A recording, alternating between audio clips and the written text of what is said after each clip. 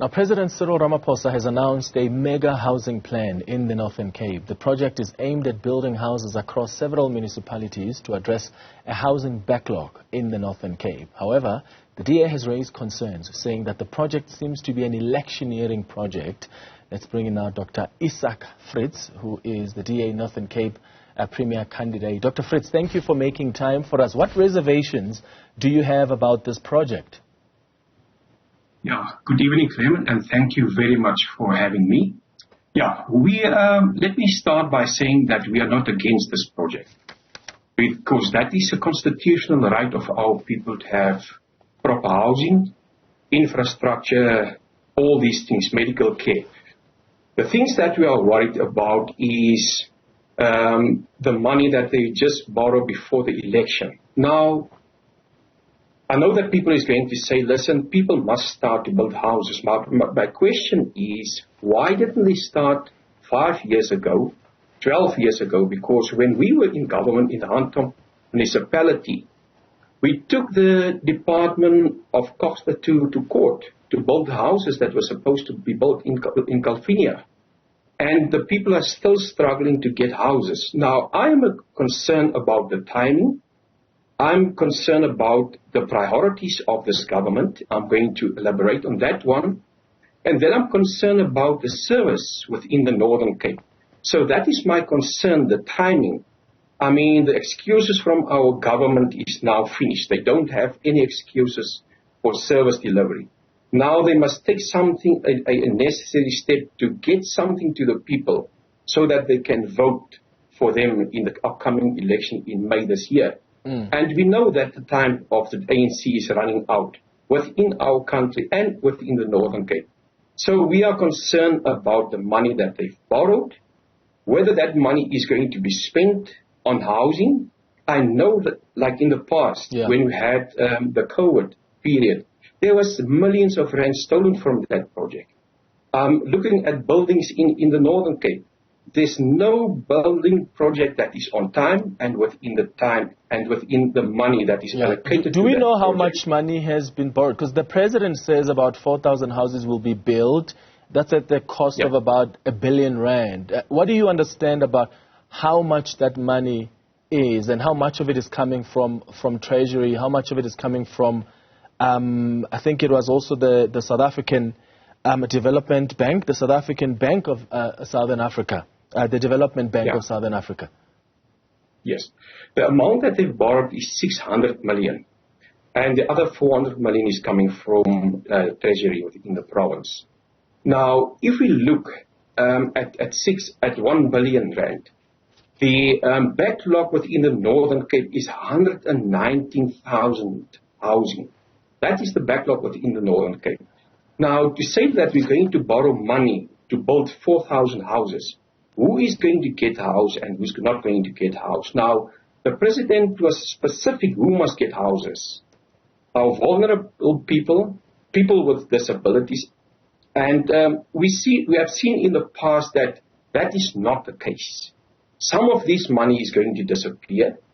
Some of these houses is going to be sold to people that do have money. It's going to be given to people that is connected to the ANC. Family members, people that is wearing yellow T-shirts. That is the thing.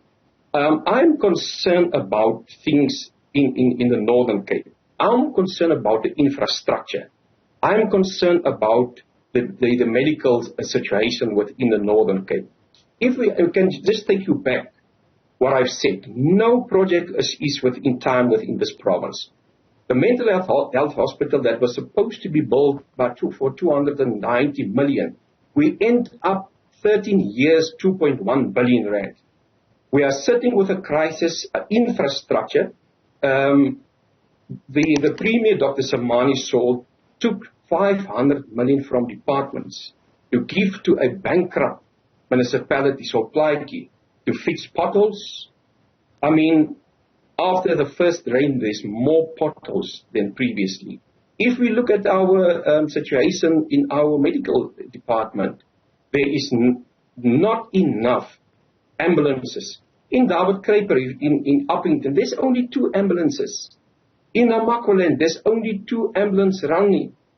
And instructions was given to the district manager. They are not going to travel on gravel road. Now, if we look at places like Kubus, Sandrift, Extenfontein, that's gravel road. I received a call from a mom. She's bleeding for three days. There is no ambulance. Now that you must prioritize what is important. Important to lose lives, to get your infrastructure together, or to come just before an election and spend money just to get votes for the ANC. That is our concern within the Northern Cape. And I mean, these projects are often intended to prioritize the most vulnerable, right? The pensioners, child-headed homes, military veterans, even people with disabilities, and the so-called missing middle, the families that have an income but don't qualify for a mortgage. But then they end up, as you suggest, benefiting those who don't qualify. Are there mechanisms in place to make sure that if this project is administered, those who qualify actually are the ones who benefit? Yeah. From our side, we will keep an eye on this project. We will definitely keep an eye on this project because experience learned us that no project within this, I'm only talking about the Northern Cape, is a fair process. As I have said, we're going to monitor people that is giving houses to family members. I know for a fact that in the past, houses were sold. And our people are dying without dignity, staying in shacks with families. And that is the concern that we have. Is this project going to be a fair project? And our answer is no to that. But from our side as an opposition, we will definitely speak to our public representatives within this municipality. We will keep an eye on the municipality in Solplaatjie, and we will definitely fight this thing with the Premier within the Northern Cape because I'm a member of the Provincial Legislature. Now, seeing that the Premier said that in the House, that the house is going to cost 280,000 rand, how many houses are they going to build out of this billion rand? And my question is, as I said, who is going to get a house and who is not going to get a house? That is my question. But we will definitely monitor this project from our side.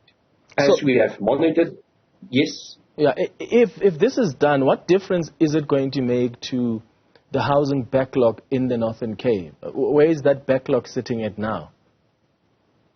As I said, that's going to be a drop in the ocean.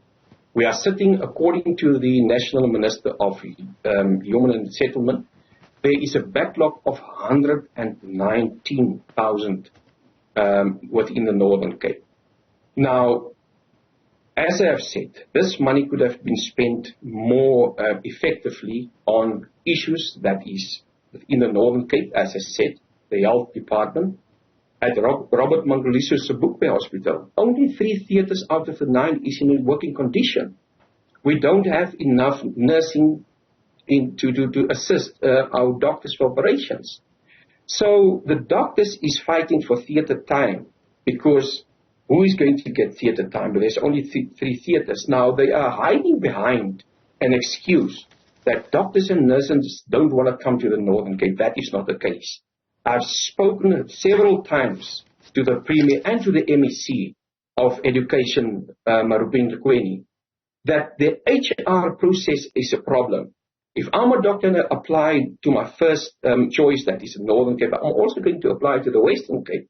So the problem is the HR process takes up to 6 months to appoint doctors and nurses within this province. Where other provinces, like the Western Cape, within 7 to 14 days, you will get an answer from our department. So we will definitely keep an eye. Who is going to benefit from this project? As you rightfully have said, our pensioners, that those people must be first in line. I mean, that is people that is waiting for 20, 25 years to get a house. People that is living in a shed.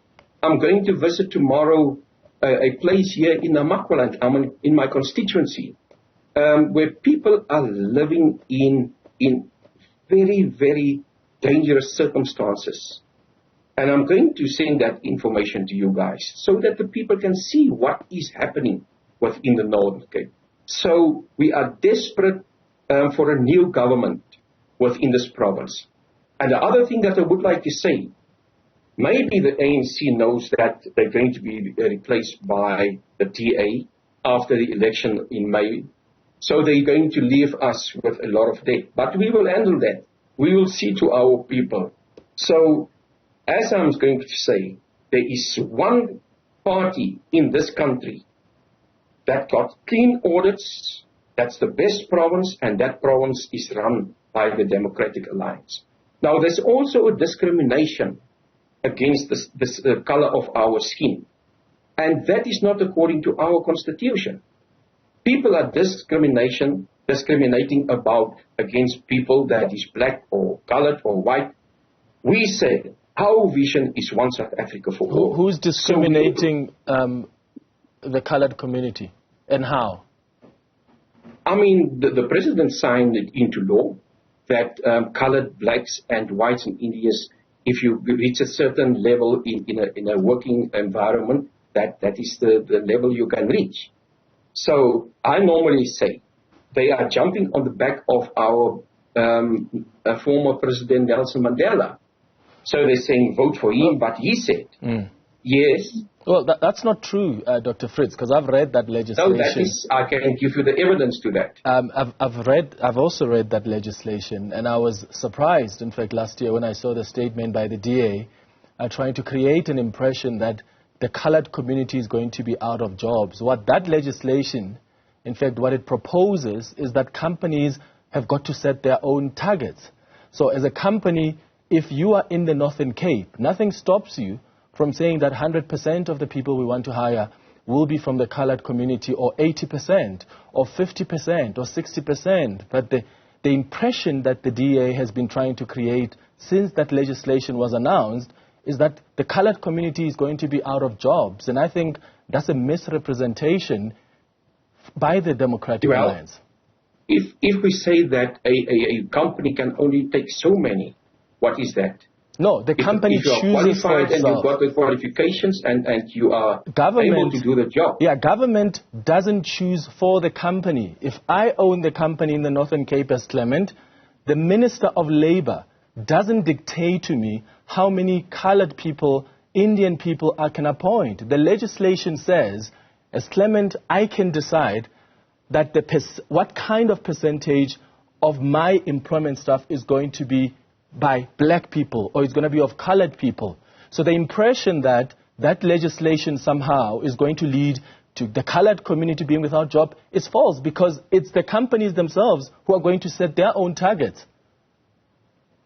No, the government is prescriptive to that. I mean, we said that never mind the color of your skin.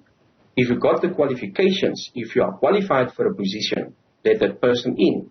Doesn't matter what color they have. So we say this government is discriminating against people within South Africa. Dr. Isak Fritz, thank you for making time for us. DA Northern Cape Premier candidate. I appreciate your time on News at Prime this evening.